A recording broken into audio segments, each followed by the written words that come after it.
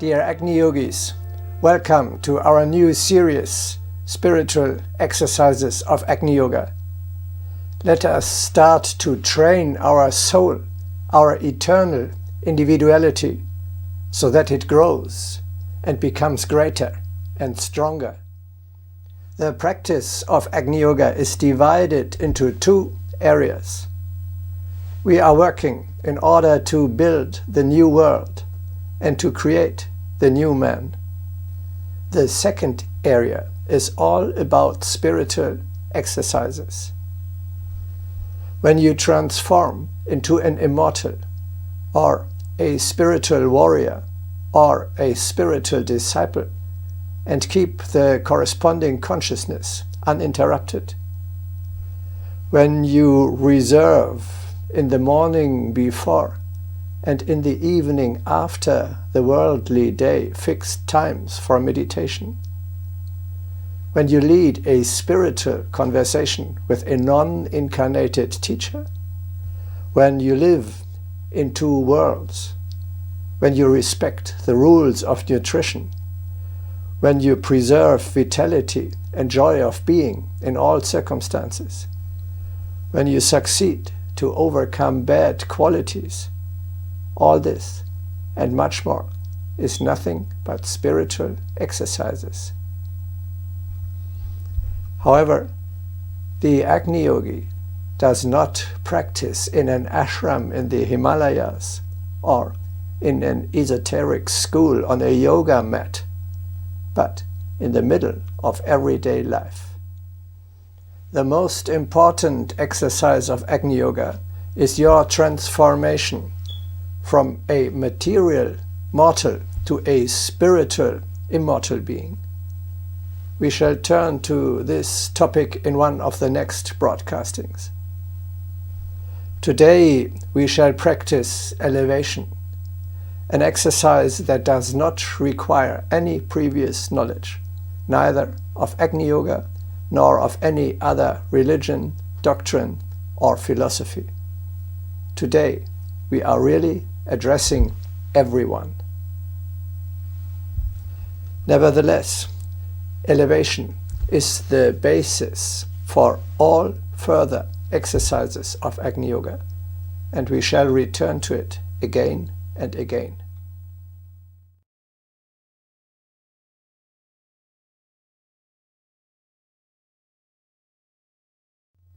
We are now starting with the exercise elevation. Let us make a virtual journey. Come with me. We move in spirit to a mountain peak in the Alps. This is not a dream. You will see, we are aiming at real results. Imagine what you see and feel up here on the summit. The best way is to close your eyes and to create an image within you.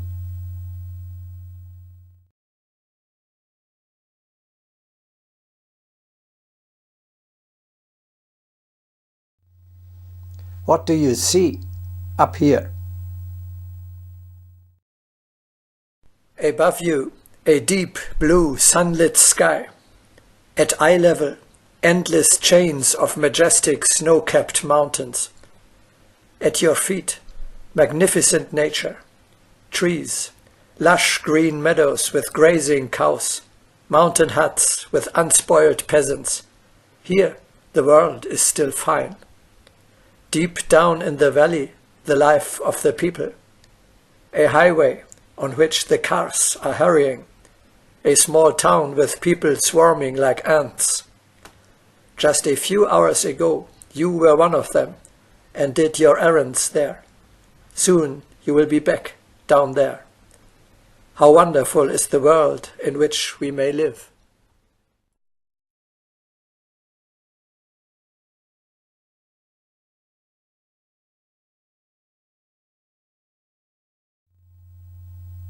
What do you feel up here on the summit?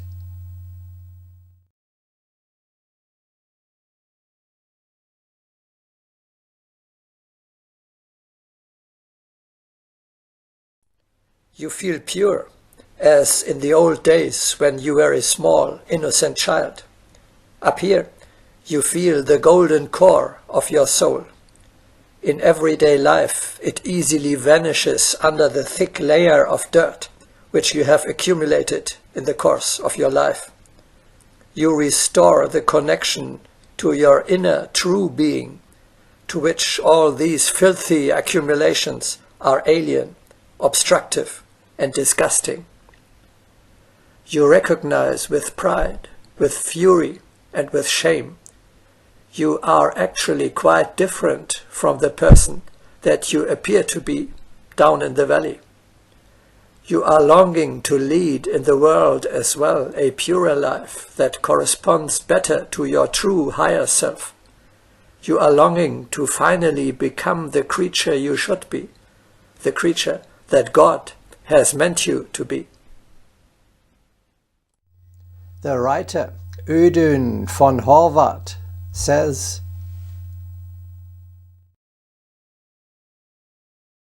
"In principle, I am quite different, but I rarely manage actually to live like that."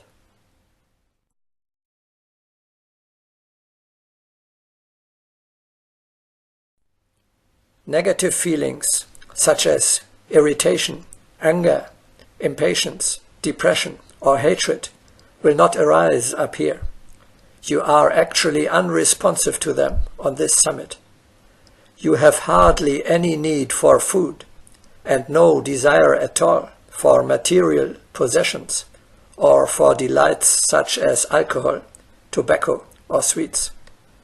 You feel that your real childlike being, in truth, has no pleasure in these things.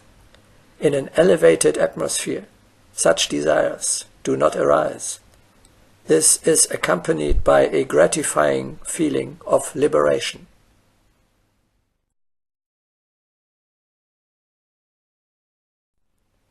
The mountains are important since, like a principle, they lead us out of the lower earthly conditions. On the heights, one feels that one has been freed from ordinary earthly demands.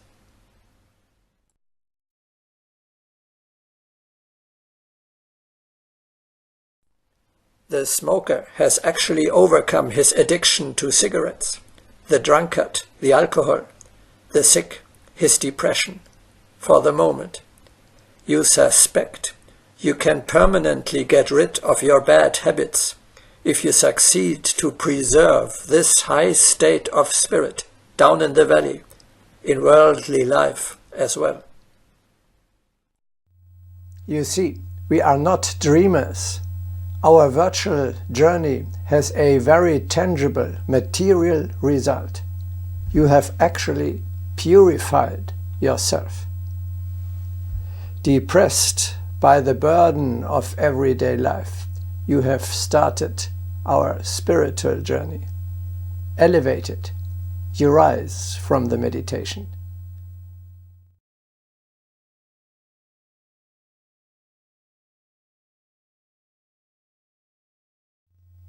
Let us continue the exercise elevation.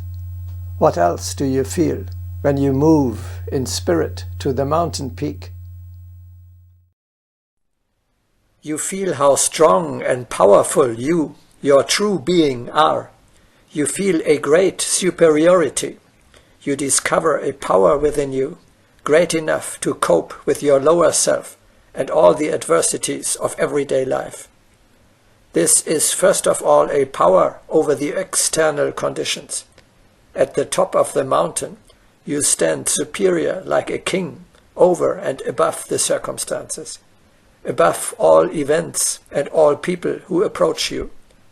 You look at the world beneath you, at the circumstances prevailing there, and also at your own life down there from above, with the spiritual eyes of your soul, from the higher standpoint of eternity.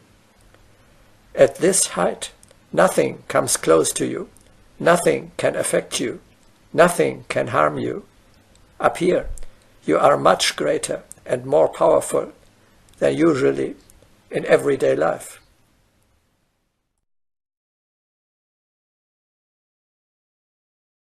It is essential that the art of thinking again rise above the external conditions, which are subordinate factors of existence.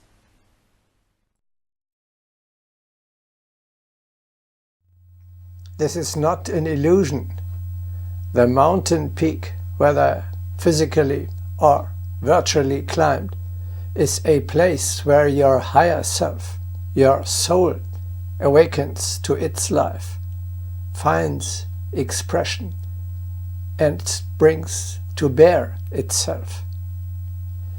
As a spiritual being, it is actually not affected by the material conditions down in the valley. You look at yourself from above with the spiritual eyes of the soul. Your eternal individuality faces your body, your earthly, perishable personality. You recognize yourself. You control yourself.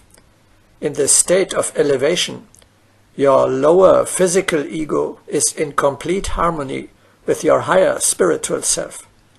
It therefore expresses no negative thoughts or feelings like greed, egotism, or depression. The king sits on his throne.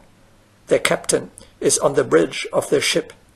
Your higher nature directs the vehicle, the body, controls its actions, thoughts, and emotions from the outside, from above. On the summit, you have established the rule of the spirit over yourself and over the circumstances as well. I set you above a precipice as on an inaccessible tower.